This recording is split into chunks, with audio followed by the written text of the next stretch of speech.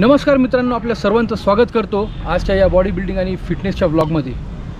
तर मित्रांनो, या व्लॉगमध्ये मी तुम्हाला एक मोटिवेशन देण्याचं काम करतो, म्हणजे स्पोर्ट्सशी रिलेटेड हा व्लॉग आहे आणि तुम्हाला एक मोटिवेशन मिळावं त्यासाठी आपण एखाद्या स्पोर्टमधील खास व्यक्तीशी भेट घेतो आणि त्यांचा काही स्ट्रगल असेल त्यांच्याबद्दल म्हणजे आपण माहिती घेतो आणि त्यामधून तुम्हाला मोटिवेशन मिळतं। तर आज आपण भेट देणार आहोत एका आयरन मॅनला।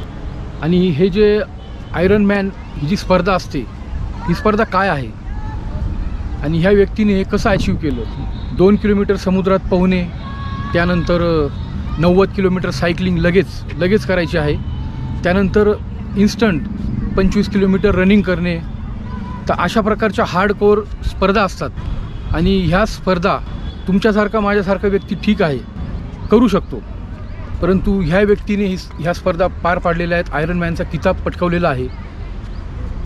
पण ही व्यक्ती तुमच्यासारखी माझ्यासारखी नाही आहे। मी असं का म्हणतो हे तुम्हाला त्यांना प्रत्यक्ष भेटल्यावरच कळणार आहे की ती व्यक्ती तुमच्यासारखी आणि माझ्यासारखी का नाही आहे। फक्त आपल्या भारतात नाही तर भारताच्या बाहेरसुद्धा खूप मोठमोठ्या स्पर्धा त्यांनी खेळलेल्या आहेत, जिंकलेल्या आहेत। सर्व आपण माहिती त्यांच्या घरी जाऊन घेणार आहोत।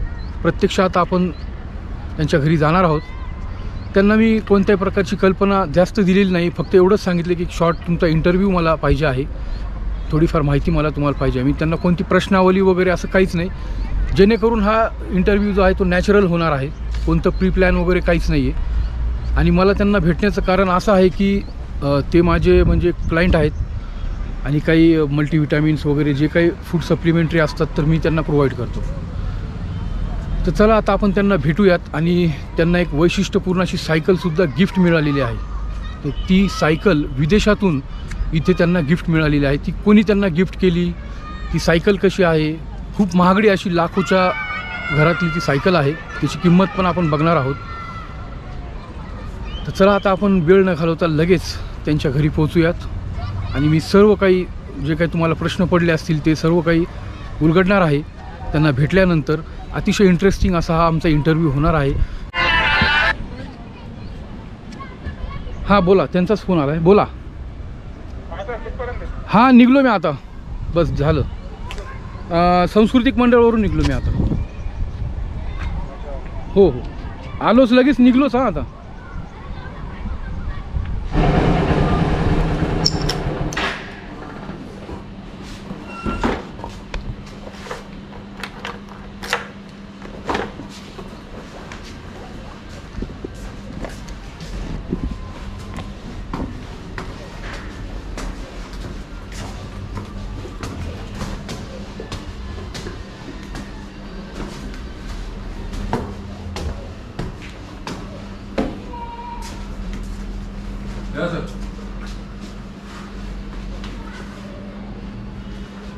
बराच उशीर झाला।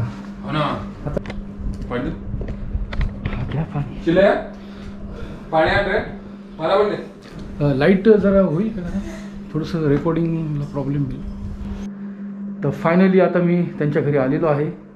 आता आपण यांना प्रत्यक्ष भेटूया आणि मी त्यांना प्रश्न विचारेल आणि त्यातून आपल्याला सर्व काही आपल्याला माहिती कळणारच आहे। आता व्हिडिओ सुरू करण्यापूर्वी मी तुम्हाला एक सांगू इच्छितो, जे मी तुम्हाला सांगितलं नव्हतं।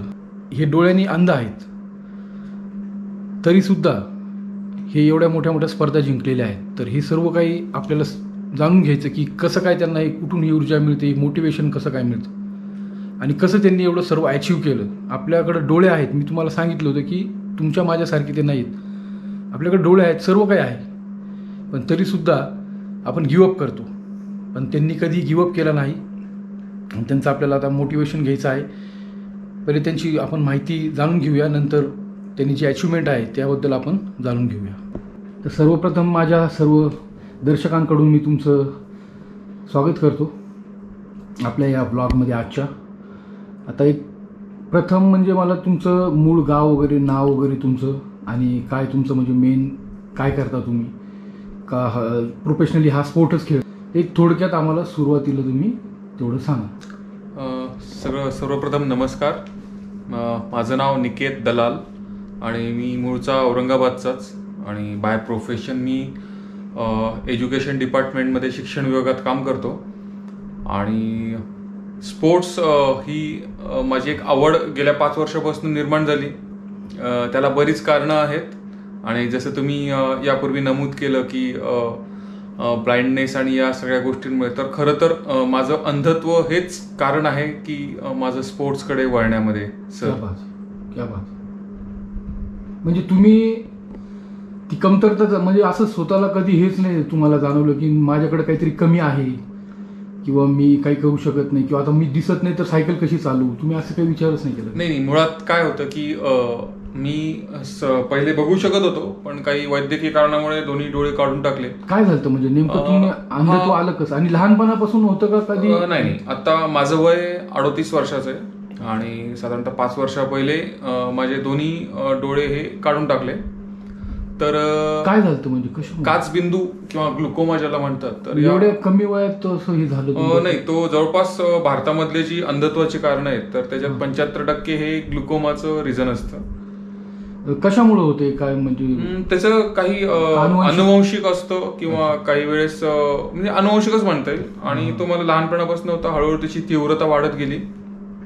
तुम्हाला माहित नव्हतं का हे माझ्यात म्हणजे प्रॉब्लेम चालू आहे? हा, माझी लहानपणापासून ट्रीटमेंट सुरू होती. हो, पण नाही झालं सक्सेस? हा, ते सक्सेस नाही झालं. आणि लहानपणीच मी स्विमिंग शिकलो होतो. मग जसं हे सगळं झालं की डोळे वगैरे काढून टाकले, मग मी हळूहळू परत स्विमिंगला सुरुवात केली आणि तिथून मग पुढचा प्रवास सुरू झाला. नाही, पण आता तुम्ही जन्मापासून आंधळे नाही. बरोबर. तुम्ही एक आमच्यासारखं जीवन जगलेले आहात. बरोबर. हे रंग, हे सगळं जग तुम्ही बघितलंय. बरोबर. पण त्यानंतर अचानक हे जग तुमच्या आयुष्यातून कायमचं निघून गेलं. त्यावेळेसची फिलिंग काय होती? म्हणजे मी काय असं खूप ग्रेट नाही, त्याच्यामुळे मी पण माझे 5-6 महिने, वर्षभर नैराश्यानं ग्रासलेलंच गेलं. फिलिंग तीच होती की आता म्हणजे काय करण्यासारखं काय. डिप्रेशन मध्ये काय विचार करायचे तुम्ही? डिप्रेशन मध्ये विचार म्हणजे माणूस नाही ते विचार करतो की म्हणजे आता काही खरं नाही. म्हणजे डिप्रेशन पेक्षा, व्यसनापेक्षा ना, की घरच्यांवर आणि स्वतःवर चिडचिड जास्त होती. ओके. आणि मग त्या चिडचिडीतनं काय होतं की माझा कोणीच विचार करत नाही किंवा या सगळ्या गोष्टींची एक सुरुवात होत जाते. बरोबर. आणि मग कसं असतं की यावेळेस तुमच्या कुटुंबाने आणि तुमच्या मित्रमंडळीने तुम्हाला सपोर्ट करणं खूप महत्वाचं असतं. तुम्हाला असा काही सपोर्ट मिळाला? हा, निश्चितच. कसं असतं की अशाच काळात आपल्याला आपले मित्र किंवा कळतात, कारण अवास्तव खूप अपेक्षा प्रत्येकाकडनंच ठेवतो की मला जसं वाटतं तसंच प्रत्येकाने वागलं पाहिजे. पण जेव्हा तुमच्या बाबतीत अशी एखादी गोष्ट घडती की ती दुर्दैवाने म्हणा किंवा सुदैवाने, तर माझ्या अँगलमध्ये दोन्ही गोष्टी आहेत. तर बरेचसे जुने मित्र भेटले, बऱ्याचशा काही सक्सेस स्टोरीज ऐकल्या आणि परत एकदा मी मग स्विमिंगला सुरुवात केली. आणि स्विमिंगला सुरुवात करताना मग सुरुवातीला फक्त स्विमिंग टँकमध्ये पोहणं आणि हे करत असताना एक काही राज्यस्तरीय आणि राष्ट्रीय स्पर्धांमध्ये भाग घेण्याची संधी मिळाली आणि काही मेडल्स पण तिथे मिळाली. आणि हे करत असताना मग बरेचसे नवीन लोक भेटत गेले. म्हणजे असं असतं की आपण स्वतःला कन्सिडर करतो की मी याच लोकांसोबत राहील, पण जग त्याहीपेक्षा मोठं आहे आणि तुम्ही जसं जसं बाहेर जाता तर जग हे मोठं होतच जातं. बरोबर. तर अशी लोक मला भेटत गेली आणि त्यातनं वेगळ्या वेगळ्या संकल्पना समजत गेल्या की अजून एक अंध व्यक्ती काय करू शकेल, कशी सायकलिंग करू शकेल, कशी रनिंग करू शकेल, या गोष्टी कळत गेल्या आणि मग माझा पुढचा प्रवास सुरू झाला.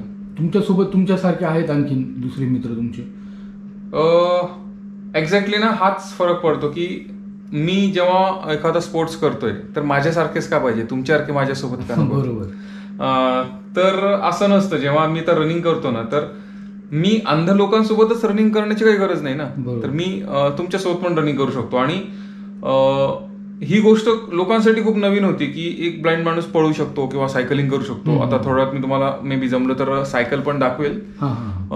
तर लोकांना सुरुवातीला विश्वास ठेवायला थोडंसं जड गेलं. आणि या सगळ्या गोष्टींमध्ये सिम्पथीपेक्षा तुमचं सहभाग खूप महत्वाचा असतो. म्हणजे तुम्ही एखाद्याला कृपादृष्टीने म्हणा किंवा असं सहानुभूतीपेक्षा तुमचा सहभाग हा इथे खूप महत्वाचा ठरतो. बरोबर. हा सर. नाही, मला असं वाटलं की म्हणजे तुमचे काही असतील ना दुसरे पण, त्यांचं काही अपंगत्व असतं पण तरी ते स्पोर्टमध्ये असतात. बरोबर. मग हे सुद्धा सर्वजण एकत्र येतात. आता त्याच्यात कसं की आणि यांच्या पण काही स्पर्धा होतात. बरोबर. असं पण म्हणजे असं असतं. आता पॅरालिम्पिकच्या स्पर्धा होतात. टोटल अपंग व्यक्ती कायदा 1995 नुसार आपल्याकडे आता 21 प्रकारचे अपंगत्व आहेत. अच्छा. आता अंध हा वेगळा भाग झाला आणि ज्याला दोन्ही हात नाहीत हा वेगळा भाग झाला. ज्याला एक हात एक पाय नाही हा वेगळा झाला, म्हणजे पोलिओ हा वेगळा झाला.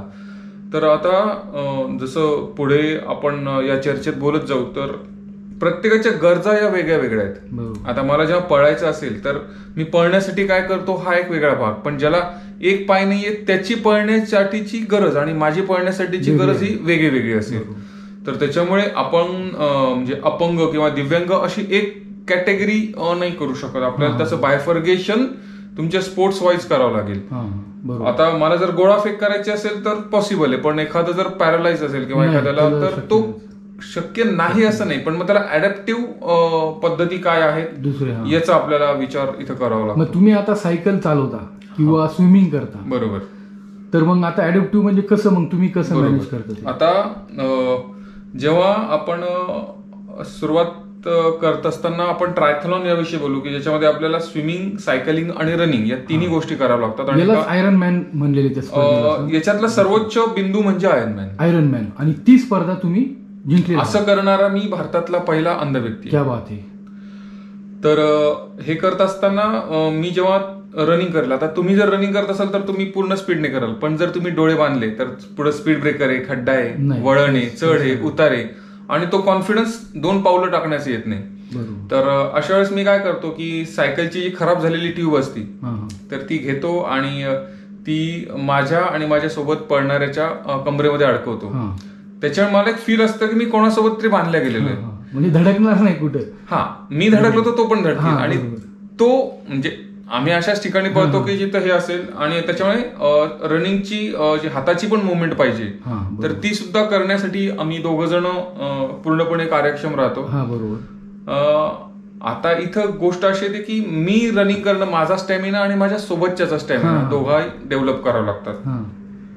आतापर्यंत म्हणजे आपल्या दर्शकांच्या आणि आपल्या पण लक्षात आलं असेल की एका अंध व्यक्तीला सगळ्या गोष्टी करताना अजून एका माणसाची गरज लागते. तर सेम तसंच सायकलिंगच्या पण बाबतीत आहे की ही सायकल असती, कदाचित आपण दर्शकांना दाखवू शकतो. मी सांगितलं की किती लाखाची सायकल आहे ती?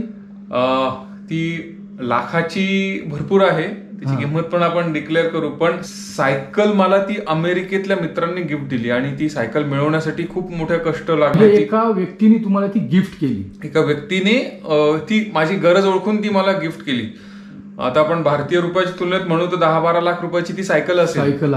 पण तुम्ही भारतात जर 12 लाख रुपये घेऊन उभे राहिले तर ती सायकल नाही मिळणार. तर हा फरक येते, म्हणजे ती किंमत आणि मूल्य दुर्मिळ सायकल आहे. तर या दोन्ही गोष्टी वेगळ्या आपण लवकरच दर्शकांना दाखवू. ती तर दाखवणारच आहे. तर ती सायकल सुद्धा आपण चालू शकतो. म्हणजे तशी अरेंजमेंट त्याच्यात एक जण बसण्याची केलेली असते. दोघं जणांनी चालवण्याची सायकल असते ती. आता ही आयरन मॅन जी स्पर्धा, उच्च बिंदू सांगितला आपण ह्या स्पर्धेचा, कोणत्या स्पर्धेचा प्रकार आहे हा? आयर्न मॅन, ट्रायथलॉन म्हणतात. ट्रायथलॉनचा हा जो प्रकार आहे आयर्न मॅन स्पर्धा. तर याच्यात काय काय करावं लागतं? याच्यामध्ये बरेचसे प्रकार आहेत. आता जर भारतातले सगळेजण मिलिंद सोमण यांना ओळखतात की ज्यांनी भारतामध्ये आयर्नमॅनची एक विशिष्ट ओळख निर्माण करून दिली. सिनेसृष्टीतले मोठे कलाकार आहेत ते, आणि त्यासोबत ते स्वतः सुद्धा आयर्नमॅन आहेत. तर बेसिकली याच्यामध्ये 2 किलोमीटर स्विमिंग समुद्रामध्ये, 2 किलोमीटर समुद्रात स्विमिंग करायचं. त्याच्यानंतर लगेच बाहेर येऊन सायकलिंग करायचं. लगेच बाहेर येऊन बसायचं नाही, रेस्ट नाही, काहीच नाही. आणि त्याच्यानंतर सायकल ठेवून लगेच सायकलिंग किती किलोमीटर? 90 किलोमीटर. 90 कंटिन्यू. आणि त्याच्यानंतर लगेच 21 किलोमीटर रनिंग करायचं. या तिन्ही ऍक्टिव्हिटी तुम्हाला 8.5 तासात कम्प्लीट करायच्या असतात. त्याला पण बंधन आहे, 8.5 तासातच करायची. त्याच्यामध्ये सुद्धा स्विमिंग तुम्हाला 70 मिनिटातच पूर्ण करावं लागतं. जर ते तुम्ही केलं नाही तर तुम्ही डिस्क्वालिफाईड होऊन जाता. स्विमिंग आणि सायकलिंग हे तुम्हाला जास्तीत जास्त 4.5 तासात कम्प्लीट करायचं असतं. नाही, खूप म्हणजे अवघड. त्याच्यामुळे प्रत्येक लेवलला त्यांनी काठिण्य पातळी दिलेली आहे. आणि हे करत असताना, आणि आपण बोलायला सोपं आहे की लगेच स्विमिंग केलं की लगेच सायकलिंग की रनिंग, पण स्विमिंगचा कॉस्ट्युम काढणं, हेल्मेट घालणं, शूज घालणं, त्या मसल मधनं दुसऱ्या मसलमध्ये कन्वर्ट होणं, ऍक्टिव्हिटी मधनं तुमचं डिहायड्रेशन मेंटेन ठेवणं, 90 किलोमीटर सायकलिंग झाल्याच्या नंतर सायकलिंगचे शूज काढून हेल्मेट काढून रनिंगचे शूज घालणं आणि परत त्या मोडमध्ये येणं आणि हा तर आणि असं नाही की ही स्पर्धा दिव्यांग व्यक्तींसाठी, ही स्पर्धा सर्वसामान्य लोकांसाठी. मी जेव्हा या स्पर्धेत भाग घेतला तर माझ्यासोबत 2,500 लोक होती. तर तुम्ही कल्पना किती असतील त्याच्यामध्ये का? 3 होते. आणि ही आंतरराष्ट्रीय स्पर्धा असते, म्हणजे भारतातनं मी एकटाच होतो आणि बाकीचे 2 जण होते तर त्यातल्या एकाला एक पाय नव्हता आणि एकाला असंच तत्सम अपंगत्व. त्यांनी पण केली ती पूर्ण. हो. तुमचं पण नंबर त्याच्यामध्ये आला फर्स्ट. हो. आयरन मॅन हा किताब तुम्ही जिंकलेला आहात. बरोबर. तुम्हाला काय वाटतं की आता बरेच जणांना सर्व काही आहे, कोणतं अपंगत्व नाही किंवा काहीच नाही, पण तरीही काही जण डिप्रेशनमध्ये जातात, त्यांना मोटिवेशन मिळत नाही, त्यांना वाटतं की सर्व काही म्हणजे मी करू शकत नाही, गिव्हअप करतात. तर मग त्यांना तुम्ही काय सांगताल? बेसिकली कसं आहे की आता हा योगायोग आहे की मी ब्लाइंड आहे म्हणून. जर कदाचित माझे डोळे गेले नसते, म्हणजे मला जर तुमच्यासारखे डोळे असते तर मी आयर्नमॅन नसतो. हा मुद्दा तुम्ही लक्षात घेणं खूप गरजेचं आहे. बरोबर. जोपर्यंत तुमच्यावरती वेळ येणार नाही, जर मी सर्वसामान्य असतो तर मी या फंदात पडलोच नसतो, मी या गोष्टींकडे वळलोच नसतो. तर शॉर्ट बट स्वीट एवढंच की आपल्याला आपला कम्फर्ट झोन सोडावा लागेल. कम्फर्ट झोन ज्या वेळेस आपण सोडू तर नक्कीच आपण पुढची पायरी गाठू. आणि एखादी गोष्ट करताना त्यात यश आणि अपयश मिळेल हे डोक्यातनं काढून प्रत्येक गोष्टीला आपल्याला एन्जॉय करायला पाहिजे. म्हणजे त्या गोष्टीचा मी अनुभव घेतोय. म्हणजे एखादं मेडल मिळण्यासाठी मी गोष्ट नाही करत आहे, मला ती गोष्ट करण्यात आनंद मिळतोय म्हणून मी ती करतोय. हे जर आपण डोक्यात घेतलं आणि आपला लोकसंग्रह वाढत जातो, वेगवेगळ्या लोकांशी भेटता येतं, वेगळ्या देशात जाता येतं आणि बदल घडतो स्वतःमध्ये. तर हे खूप चांगलं आहे. तुम्ही माझं फक्त एवढंच म्हणणं आहे, जर तुम्ही झोपलेले असाल तर पहिले उठा, जर उठलेले असाल तर 2 पावलं चाला, चालत असाल तर रनिंग करा, रनिंग करत असाल तर थोडं आपण पण कुठेतरी मी ऐकलेलं होतं की ख्वाहिश इतनी है जिंदगी तुझसे की दुसरा कदम पहले से बेहतर हो. क्या बात आहे. हे जे तुम्ही म्हणजे गॉगल तुम्ही कधीच काढत नाही का? गॉगल काढायचा काही इश्यू नाही, पण माझे आयबॉल्स नाहीयेत. हा आयबॉल नाहीये आणि हा फ्लॅश म्हणजे हा सुद्धा बाहेर निघतो, त्याच्यामुळे हा काहीच नाही. इकडचं तर पूर्ण झालेलं आहे. आणि हा पण बाहेर निघतो आणि हा तर डोळाच नाहीये, त्यामुळे कॉस्मेटिकली मी तो गॉगल ठेवत असतो. हा नाही बरोबर आहे. आता आपण लवकरच ती सायकल जी आहे तर ती खूप म्हणजे उत्सुकता लागलेली आहे सर्वांना. ही सायकल जी एवढी महागडी ती कशी आहे तर ही बघायची आहे सर्वांना. आता ती सायकल आम्हाला तुम्ही दाखवा. चालेल, नक्कीच. आता ही आहे ती सायकल. काय म्हणतात त्या सायकलचं नाव? ही जी आहे ही टँडम सायकल. टँडम तुम्ही बघू शकता की हिच्यामध्ये 2 जणांनी चालवण्याची व्यवस्था आहे. 2 जण. हे पुढचं हँडल आहे, इथे समोरचं बसेल, हे माझं हँडल आणि इथे मागचा माणूस बसेल मागच्या सीटवर. तुम्ही बघू शकता की ही 2 जण जरी चालत असतील तरी ही एकदम लाईट वेट सायकल आहे. लाईट वेट आहे ना?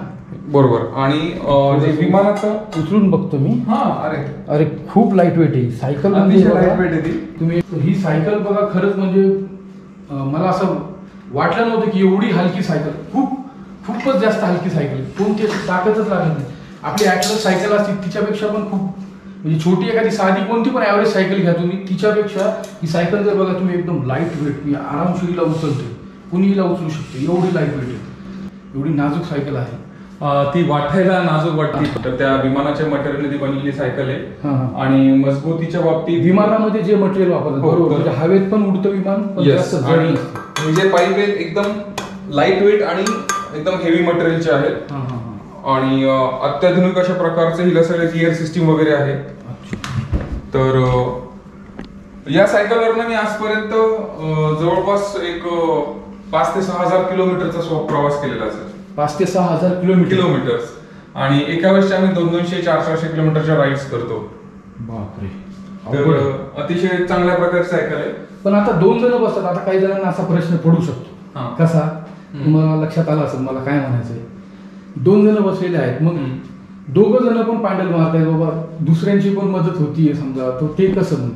ते फक्त हँडल सांभाळतात आणि ताकद नाही वगैरे नाही. करतात. आता ऍक्च्युअल तुम्ही डोळ्यासमोर आणा की 2 वेगळ्या वेगळ्या सायकल आहेत हा. आणि 2 वेगळी माणसं त्याच्यावर जोडला. इथे तुम्हाला 2च टायर वरती 2 जण जायचंय.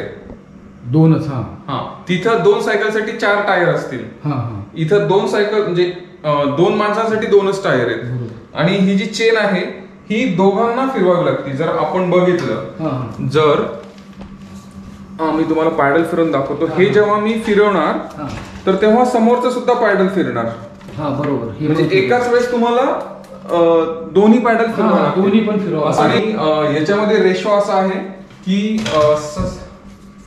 60% जी ताकद आहे हा ती मागच्याची लागते आणि 40% पुढच्याची. पुढच्याची. हा. पण त्याच्यामध्ये पुढच्याकडे काम हे असतं की गिअर शिफ्टिंग आणि ब्रेक दाबणं आणि डिसिजन हा घेणं. हे सर्व सांभाळायचं बस. तर या सगळ्या गोष्टी सांभाळाव्या लागतात. आणि तुम्ही कुठं मागे बसता ना? हा, मी इथे मागे बसतो. आणि भारतामध्ये सध्या आपण या सायकलिंगची सुरुवात केली, पण इतर देशांमध्ये जर म्हटलं तर या सायकलच्या आंतरराष्ट्रीय स्पर्धा होतात. आणि असं नाही ही अंध व्यक्तीसाठी, ही कपल सायकलिंग, 2 मित्र, भाऊ बहीण, नवरा बायको आणि जाऊ शकतात बाहेर, कुठेही जाऊ शकतात. ती सायकलवर तुम्ही जाऊ शकतात. इथून तुम्ही अगदी काश्मीर टू कन्याकुमारी सुद्धा सायकल प्रवास याच्यावर करू शकता. एवढी दणकट सायकल आहे. बरं, याची किंमत काय आहे या सायकलची एक्झॅक्टली? समजा इथे 2 गोष्टी येतील सर, किंमत की मूल्य. जर आपण भारतीय रुपयांच्या तुलनेत जर म्हटलं तर साधारणतः 10 ते 12 लाखाची सायकल राहील. तुम्ही बघू शकता त्याची सुटकेस पण आहे. याची बघा, सुटकेस पण येते. मला अमेरिकन मित्रांनी ही डोनेट केली आहे. पण सुटकेस मध्ये त्या सुटकेस मध्ये पूर्ण पाठ सुट्टे होऊन ती येते.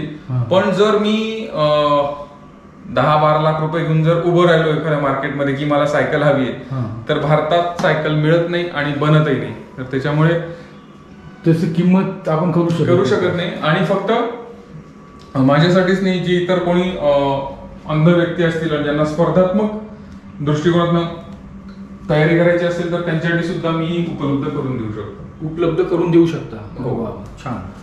आणि तुम्हाला ही सायकल देण्यामागचं कारण काय? म्हणजे असं काय त्या व्यक्तीला वाटलं की त्यांनी तुम्हाला एवढी महागडी सायकल?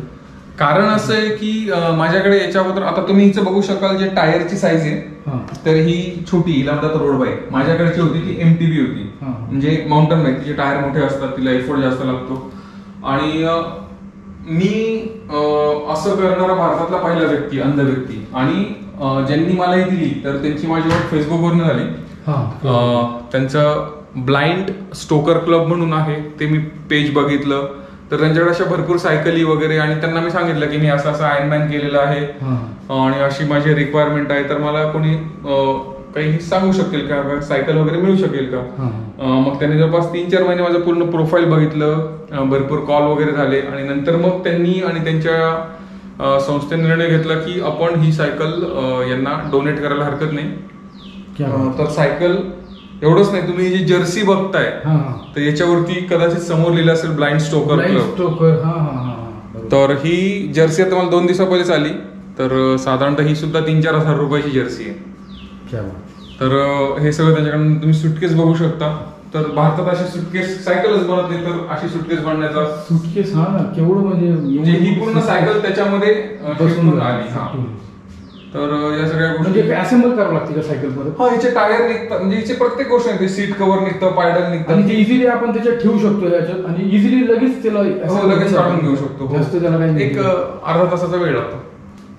इझी आहे मग, खूप जास्त काही. कारण की हिची फ्रेम सोडून सगळा बाकीचा पार्ट निघणार आणि ते सुटकेसवर आपण ट्रॅव्हलिंग करू शकणार. तर आता ही विदेशातून तुम्ही सायकल आणलेली आहे, बरोबर? ही जी सायकल आहे याच्यात काहीतरी खराबी आली किंवा काही झालं पार्ट वगैरे, ही तर बाहेरून आलेली सायकल आहे, बरोबर. ते पार्ट तुम्हाला आता इथं कसं भेटणार? एक्झॅक्टली. कारण की कसं आहे की आता मी काही थोडेसे बदल याच्यात केले. हिचे जेव्हा व्हील्स आले होते तर ते सत्यांचे असलेले व्हील होते. तुम्ही बघू शकता की मी स्पोक असलेले व्हील टाकले. अमेरिकेमध्ये एकही स्पीड ब्रेकर नाही, खड्डा त्यांना माहिती नाही. म्हणजे अमेरिकेत स्पीड ब्रेकर नाही, आणि रस्ते आपल्यासारखे नाही, आणि रस्ते एकदम गुळगुळीत. तर त्याच्यामुळे एकदम लाईट वेटचे अजून व्हील होते. पण ते जर व्हील मी इथे वापरले तर ते मी 5 किलोमीटर मध्ये ते पूर्ण डॅमेज होऊन जाणार. त्याच्यामुळे मी आपल्या रोडला चालतील अशा प्रकारचे व्हील्स याला बसवले. आणि असेंबल होतं आपल्या इकडे? हो, असेंबल होतं. तेवढी फ्लेक्झिबल आहे ती, तेवढी फ्लेक्झिबिलिटी आपल्याला ठेवता येईल. मस्त. शक्यतो मी स्पर्धेसाठी वापरतो. माझ्याकडे दुसरी एक सायकल आहे, तर ती शक्यतो मी प्रॅक्टिस सेशनसाठी वापरत असतो. प्रॅक्टिसचा भाग कसा आहे तुमचा, म्हणजे कधी निघता, किती तास लागतात?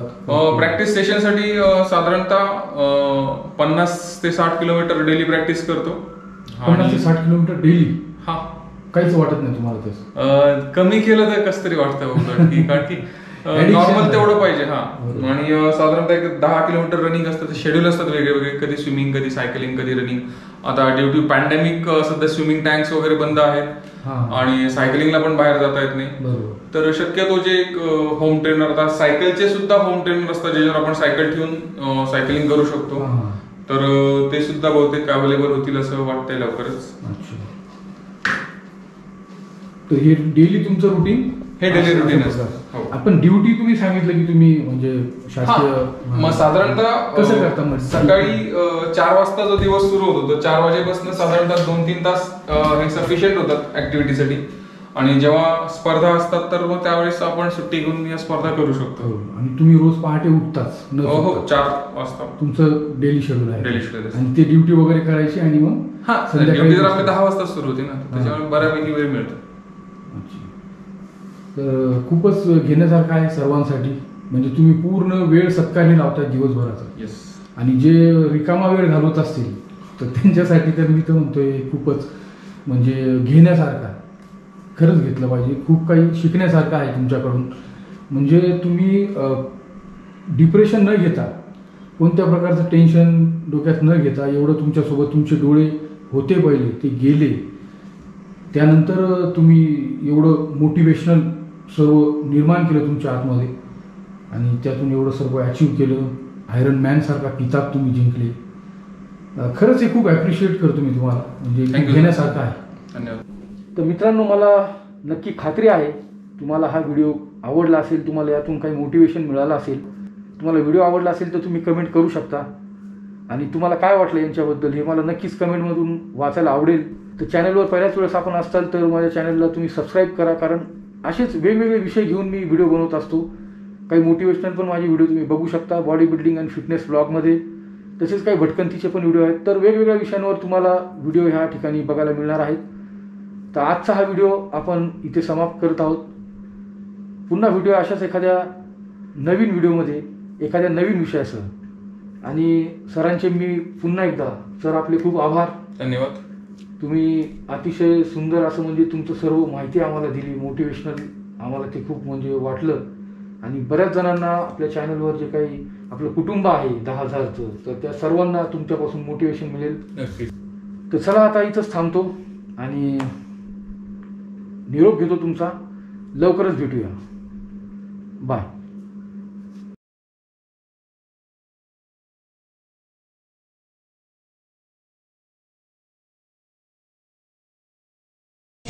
Nearly taking it. Come on! Meters. Yes! Come on, Niket. Go! And his guide from India, Niket Dalal. And this is Anna Bright. Yay! Congratulations, Anna. Go! Woo!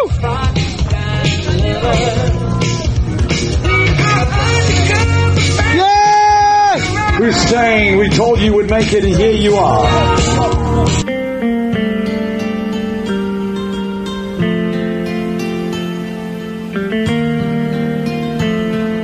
कभी कभी इंसान न टूटता है न बिखरता है, बस हार जाता है.